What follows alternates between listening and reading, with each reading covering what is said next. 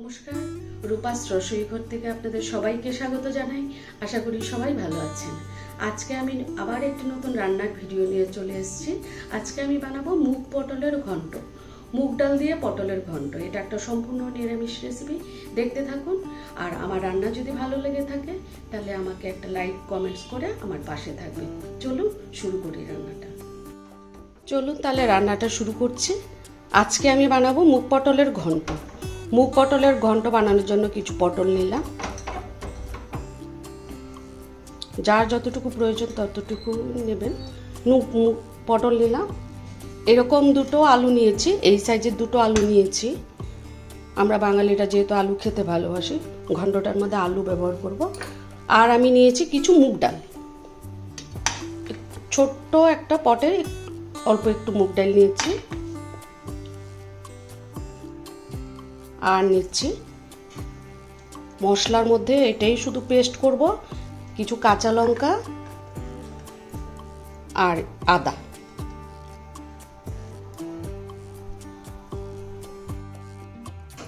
আর নিচ্ছি এক ফালি নারকেল।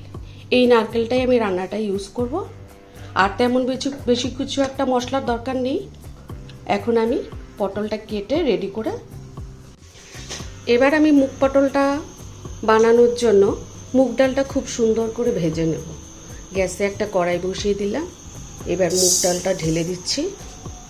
খুব সুন্দর করে লাল লাল করে ভাজবো, যতক্ষণ পর্যন্ত না খুব সুন্দর ভালো গন্ধ আসে।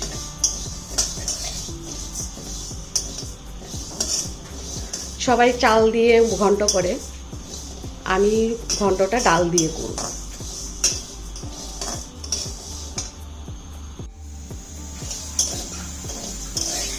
দেখুন আমার মুগ ডালটা একদম ভাজা হয়ে গেছে, লাল লাল হয়ে গেছে, খুব সুন্দর একটা গন্ধ বেরিয়েছে।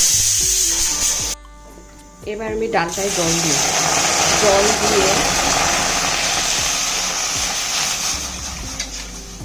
অল্প করে নুন দিয়ে আমি ডালটাকে খুব ভালো করে সেদ্ধ করে নেব। খুব নরমও হবে না সেদ্ধটা, খুব শক্তও থাকবে না। এরকম করে ডালটায় সেদ্ধ করে তারপর রান্নায় ব্যবহার করব। পটলটা দেখুন আমি এরকম করে কেটেছি। ইচ্ছা করলে এই পটলটা আস্ত করে ছুলে দুভাগ করে কাটা যায়, এটাও দেখতে খুব ভালো হয়। আমি এরকম করে কেটেছি।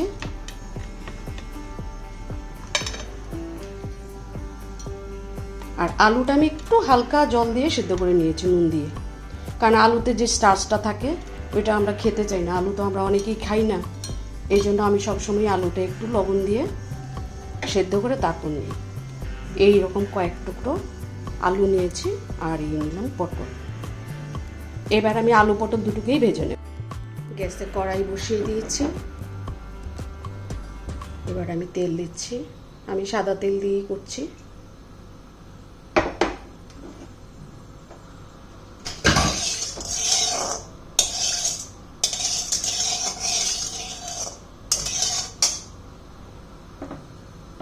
একটু নুন দিলাম যাতে কড়াইতে লেগে না যায়। এবার আমি আগে আলুটা ভেজে দিই।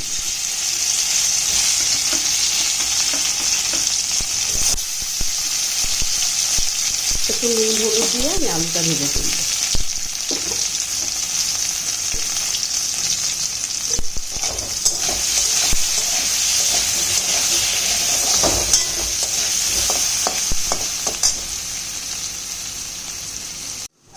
আলুটা আমার ভাজা হয়ে গেছে দেখুন, খুব বেশি একটা ভাজার দরকার নেই।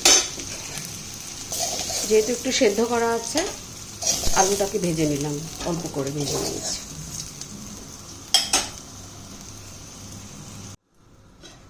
এবার কড়াইতে সামান্য আর একটু তেল দিয়েছি, দিয়ে এবার আমি পটলটাকে ভেজে নেব। পটলটাও নুন হলুদ দিয়ে খুব সুন্দর করে ভেজে নেব।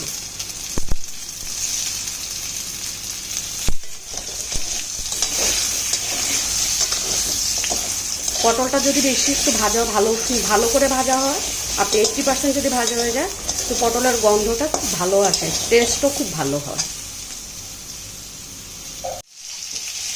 পটলটা একটু ভালো করে সেদ্ধ করার জন্য ভাজার মধ্যেই যাতে সেদ্ধ হয়ে যায় আমি একটু পটলটাকে ঢেকে দিচ্ছি যাতে একটু ভালো করে সেদ্ধ হয়ে যায়।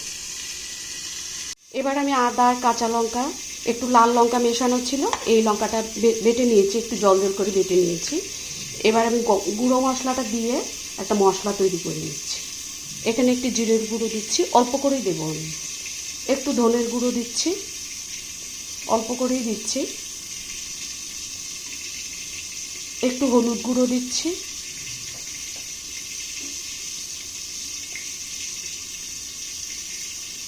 আর সামান্য নুন দিচ্ছি। এটা দিয়ে এই মশলাটা তৈরি করে রাখলাম।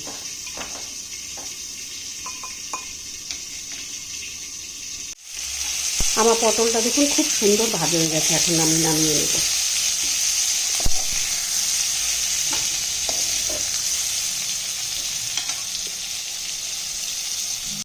গ্যাসে কড়াই বসিয়ে দিলাম। এবার মূল রান্নাটায় যাচ্ছি। এবার আমি অল্প করে তেল দিচ্ছি। এই তেলে একটু ঘিও মেশাবো। এবার শুকনো লঙ্কা, তেজপাতা, 5 ফোড়ন,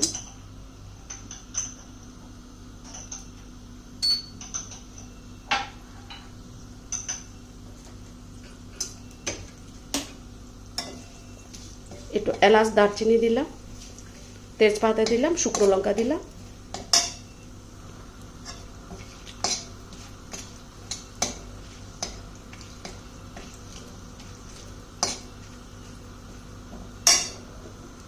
আমি এখানে জিরে ফোড়ন দিচ্ছি।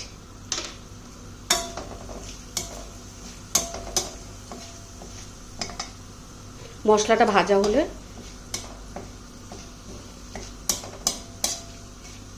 খুব সুন্দর একটা গন্ধ বেরোলে বানানো মশলাটা, জল দিয়ে যে পেস্ট বানিয়ে রেখেছি গুঁড়ো মশলাটা এটা দেব। দেখুন আমার মশলাটা খুব সুন্দর করে ভাজা হয়ে গেছে। এটা খুব সুন্দর একটা গন্ধ বেরিয়েছে। এবার যে মশলাটা তৈরি করে রেখেছিলাম এই মশলাটা এখানে কড়াইতে দিয়ে ভালো করে কষিয়ে নেব। যতক্ষণ না পর্যন্ত তেল ছাড়ে মশলাটা আমি কষিয়ে নেব। এখানে আমি আর কোনো শুকনো লঙ্কার গুঁড়ো ব্যবহার করব না।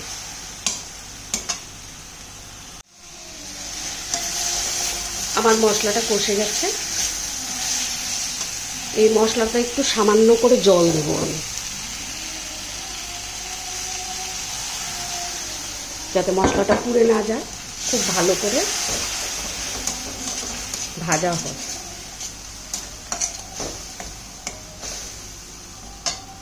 এবার দেখুন এই মশলাটাতে আমি একটা 10 টাকা দামের এভরিডে দুধ আছে, গুঁড়ো দুধ, হালকা করে অল্প করে গুঁড়ো দুধ দেব।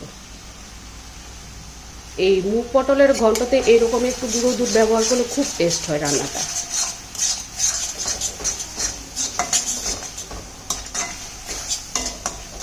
এই রান্নাটা করতে খুব একটা বেশি সময় লাগে না। মুগ ডালটা একটু সেদ্ধ করে আমি প্রেসারে 2টো সিটি দিয়ে আমি মুগ ডালটা সেদ্ধ করে নিয়েছি। এটাতে মুগ পটলের ঘন্টটাতে ব্যবহার করব।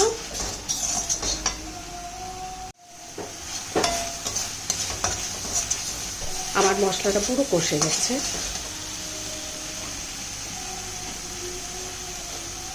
আমি একটু সামান্য করে ঘি দিচ্ছি। যেহেতু নিরামিষ বানাচ্ছি, নিরামিষের দিনে এই রেসিপিটা বানিয়ে সবাইকে খাওয়ানো যেতেই পারে, খুব ভালো লাগে এই রেসিপিটা।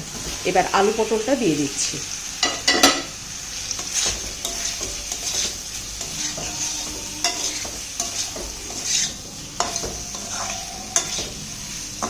মশলাটা একদম আলু পটলের সাথে মিশে গেলে আমি অল্প করে ঝোল দিয়ে তারপরে ওই মুগ ডালটা মেশাবো।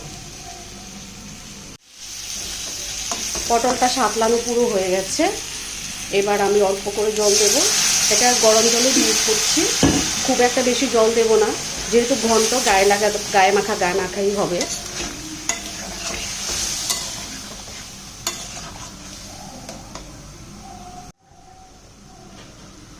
একটু নুন দিয়ে দিচ্ছি।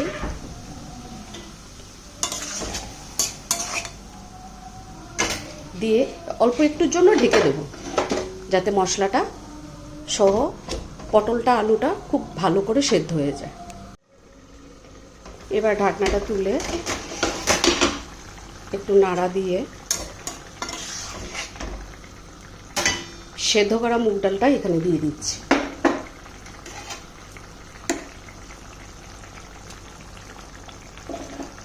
এই রেসিপিটার মেইন হচ্ছে এই মুগ ডালটাই।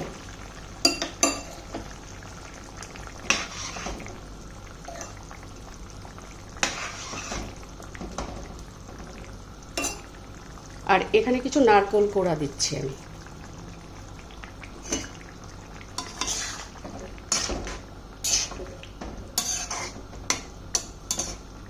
এবার মুগ ডালটা একটু শক্ত আছে, একটু নরমও হয়েছে, কিছু শক্ত কিছু নরম, পুরোটা গলে যায়নি। আমি একটু ঢাকা দিয়ে দেব। এবার আমি ঢাকনাটা খুলছি। দেখুন আমার রান্নাটা পুরো রেডি। খুব সুন্দর একটা স্মেল বেরিয়েছে, খুব সুন্দর গন্ধ। নিরামিষ রান্না হিসেবে এই মুগ পটলটা, আমরা তো পটল অনেক রকমভাবে খাই, খেতে অনেক সময় খেতে ভালোও লাগে না। এরকম মুগ দিয়ে পটলের ঘন্ট বানিয়ে দেখুন, খুব ভালো লাগবে। এবার আমি একটু চিনি দিচ্ছি।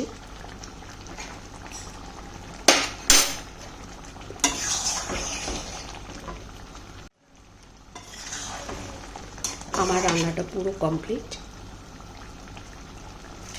এবার আমি গরম মশলা, এই রান্নাটা আমি কোনো শুকনো লঙ্কা ব্যবহার করিনি, কাঁচা লঙ্কা দিয়েই করেছি। একটু সাদা সাদা হলে দেখতেও ভালো লাগে। একটু গরম মশলা দিলাম আর একটু ঘি দিলাম। ঘি আর গরম মশলা এটা অপূর্ব টেস্ট হয়। দেখুন কেমন হয়েছে আমার রান্নাটা। আপনারা সবাই বানিয়ে খাবেন, খেয়ে বলবেন কীরকম হয়েছে। যে কোনো নিরামিষের দিনে এই রান্নাটা করে খেলে।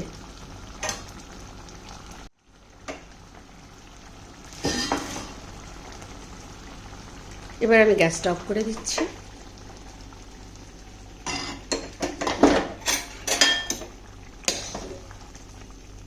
আমার রান্নাটা নামিয়ে নিচ্ছি।